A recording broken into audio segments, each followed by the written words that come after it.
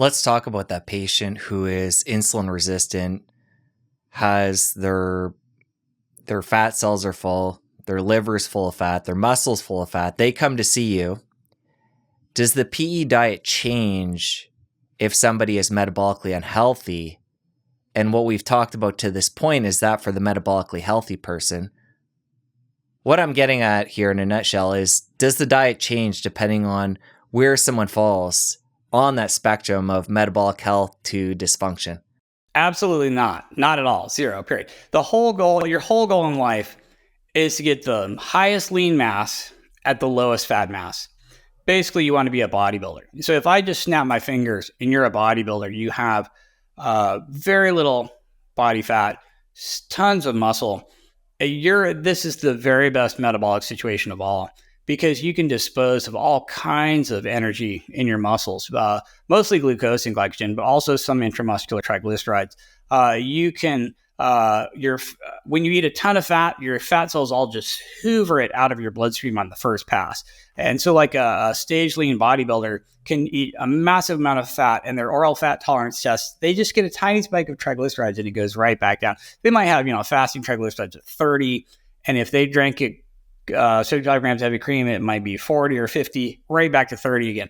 Their fat cells are so insulin sensitive, it just sucks all the fat right out of their bloodstream the first pass. They have very low insulin, very low triglycerides, very low glucose. Everything's very low.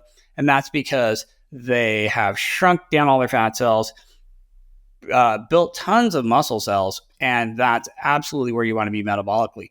All of your type 2 diabetics are the opposite of bodybuilders. They have exactly the opposite. They're usually sarcopenic, very little muscle, hardly ever exercise, no place to dispose of anything in their muscles.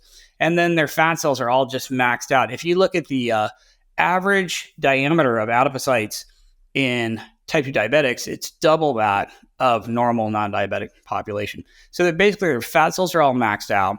And that is why they can't dispose of any calories, because they have no place to put it. Now, you could take this uncontrolled diabetic. The fastest way to make them non-diabetic is a glycogen depletion workout. If I took a uncontrolled diabetic, and had them just do the hardest CrossFit of their life for 2 hours, this is a glycogen depletion protocol, where you just basically 2 hours of just killing yourself in the gym will suck all the glycogen out of your muscles.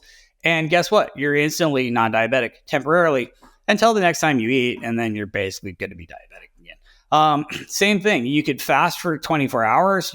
All the fat and glycogen drains out of your liver, and you're pretty much not as diabetic after that. I mean, it's a little slower than the muscle trick. That's the fastest. But, most diabetics who fast for 24 hours, they're going to have a significant lowering of their blood sugar. The real problem is slowly shrinking down all your fat cells, because in order to do that, it's just calorie balance. You have to eat less and move more pretty much every day for a really long time. And that is because you can't just take the food you're eating now and eat half as much. It's not going to work. You're starving to death. You're already eating to satiety of the foods you're eating now. So you have to intentionally choose foods that provide higher satiety for less calories, so you can still eat until you're full and satisfied, which you're going to do anyway. But you just automatically eat less calories. You do that by eating higher protein percent, higher fiber, more water, less energy density of your food, less hedonic food. And it's kind of all of these things at the same time. And that will slowly shrink down your fat cells. Of course, the more exercise you do, the better, because resistance training builds muscle, which is metabolic health. Basically, you have more glucose disposal. Most of your glucose is disposed in your skeletal muscles. So resistance training builds muscle. You're metabolically healthier. And then cardio just burns a bunch of calories. And so if anytime you can change that calorie balance equation, eating less, moving more, you're going to be better off from a fat cell perspective. You're just basically burning fat instead of storing it. So that's why the secret to diabetes is basically to be a bodybuilder. You're trying to do resistance training to get more muscle. You're trying to do cardio to deplete more calories out of your muscle. And then you're trying to eat the diet that has the highest protein percent, because protein supports your lean mass, and then the least carbs and fats, because carbs and fats support your fat mass. Your fat, all the fat you eat gets stored as fat, and all the carbs you eat displace fat oxidation via the Randall cycle. So carbs and fats are there to support your stored energy, fat mass, and protein's there to support your lean mass. So the PE diet makes perfect sense for basically anybody, anytime, anywhere. And it's all about prioritizing lean mass over fat mass. I'm just trying to think of arguments from the low carb camp. If somebody has, say, type 2 diabetes, I would assume they would say we want to go low carb or no carb because that's going to have the biggest impact on insulin. And if this person is metabolically unhealthy with type 2 diabetes, they have way too much insulin. We want to bring that down as quickly as possible. Can you see how there could be an argument for that versus the PE diet if somebody's type 2 diabetic? And I know what your answer is going to be, but I want to know as a thought experiment.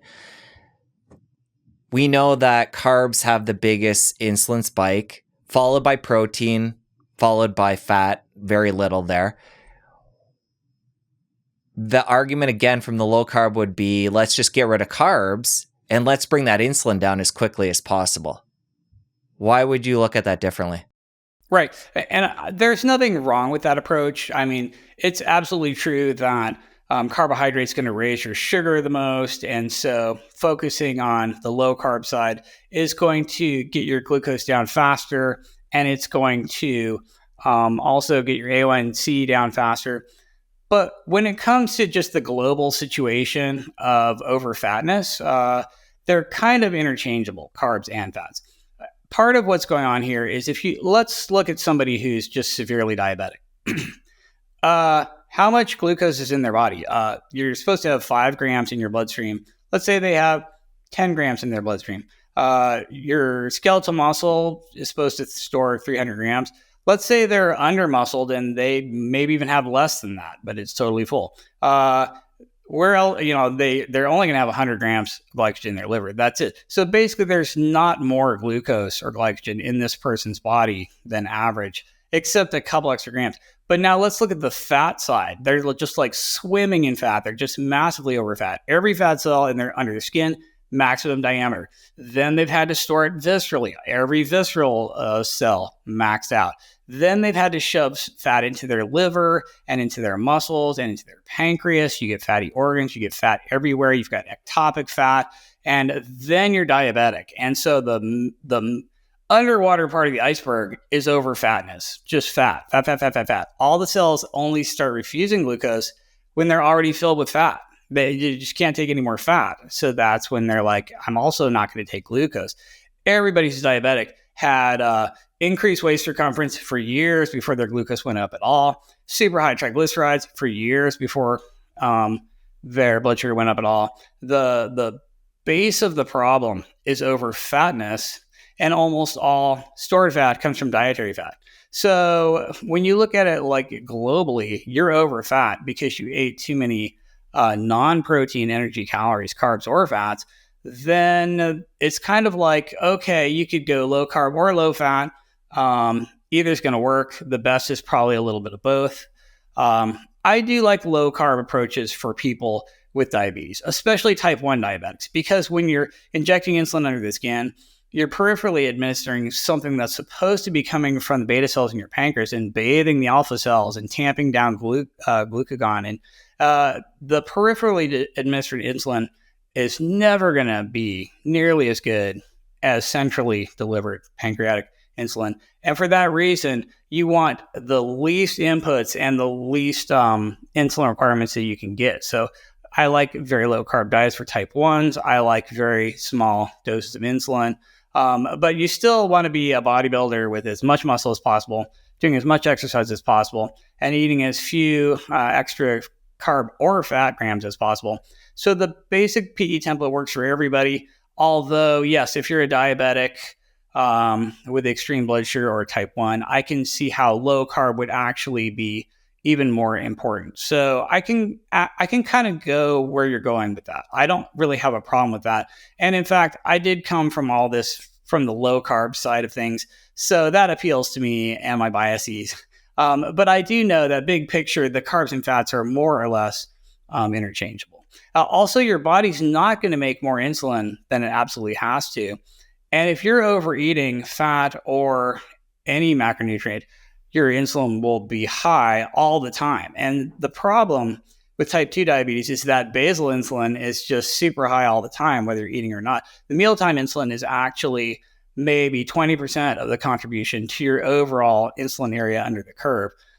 So if I replace carbs with fat, my basal insulin goes up from the fat, my postprandial goes up with the carbs, and the area under the curve is almost like exactly the same either way.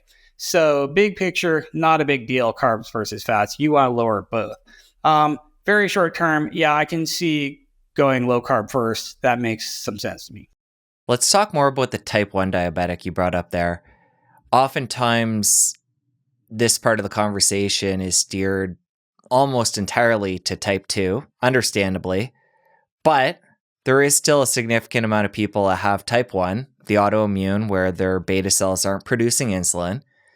Talk about what happens when somebody goes to a PE diet if they're type 1. What changes are they going to have physiology-wise? And what outcomes have you seen with patients? Got it. Okay, so if you're type 1, I do like a lower carb approach just because of the inefficiencies with peripherally administered subcutaneous insulin when it's supposed to be coming centrally from your pancreas, bathing your alpha cells, tamping down glucagon. So you really want low carb inputs and low insulin doses. But even bigger, even more important is body composition and insulin sensitivity.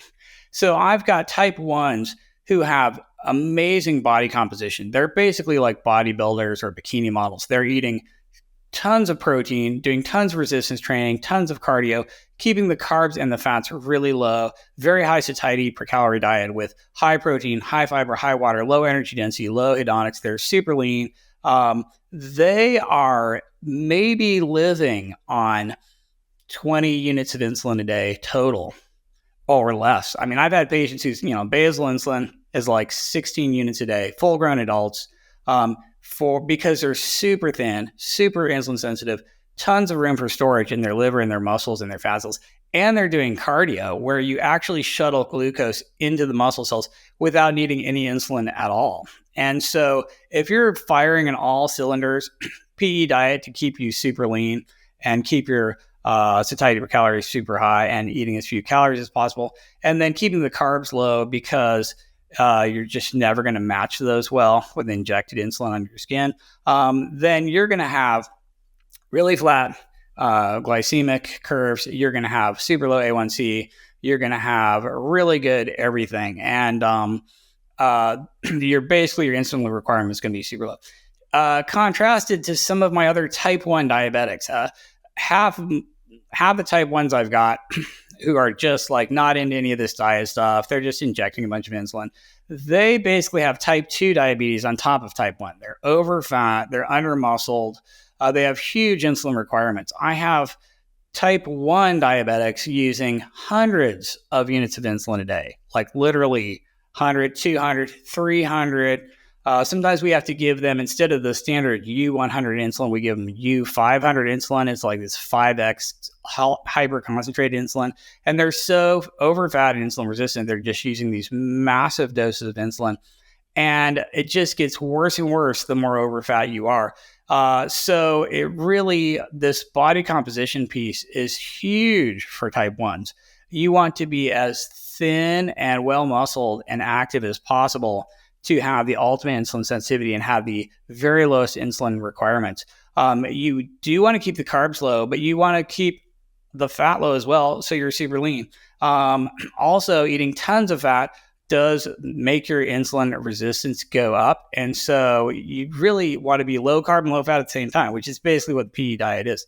So it's almost as big a deal for type 1s as it is for type 2s. I'm going to say it's just as big a deal as it is for type 2s. So, but there's really not a lot of difference to the diet either way. What I'm recommending to a type 1, type 2, normal healthy person, very, very similar, all sort of a PE approach, with the only caveat being that if you have an autoimmune type 1 and you make no insulin in your pancreas at all, you might want to keep the carb inputs as small as possible because you're not getting that nice little mealtime spike of insulin from inside your pancreas. You have to inject it through your skin, and it takes forever to really work, and it's not shutting down your alpha cells and your glucagon very well. So just because of the inefficiencies of peripherally administered insulin, the fewer carbs, probably the better. For somebody who takes on what we're talking about diet-wise, you mentioned putting on muscle. How quickly can they turn around their metabolic health? Somebody who's, say, type 2 diabetic, and they start implementing a lot of this. Well, exercise is the absolute fastest. So your fastest way to be non-diabetic is exercise. Resistance training for more muscle, cardio to deplete that muscle. You really want to be doing 3 forms of exercise: general movement, that's hitting your step count of 10,000 a day; full body, high intensity resistance training to maximally stimulate muscle. That's basically lifting to failure at least twice a week, push, pull legs. And then some sort of cardio. You should be doing, half an hour of at least moderate intensity cardio or higher 5+ days a week. And you're just depleting your muscles of fuels. And this depletion is very, very good for you metabolically.